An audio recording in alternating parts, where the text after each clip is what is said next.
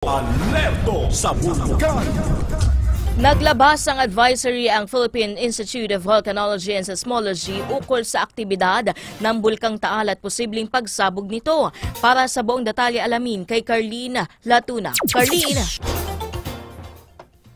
Kasalukuyang binabantayan ng PHIVOLCS ang aktibidad sa Bulkang Taal matapos maobserbahan ang increased seismic activity nito.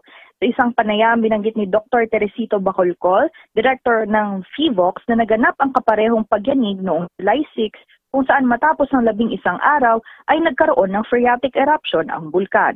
Nakataas ang alert level 1 sa Bulkang Taal at nakapagtala na ng 5 volcanic tremors mula kahapon. Sa pinakahuling ulat na inilabas ng ahensya kaninang alas 12, nagbabala ito sa posibleng biglaang pagputok ng steam mula sa bulkan, volcanic earthquakes, manipis na ashfall at pagbuga na nakakalasong gas.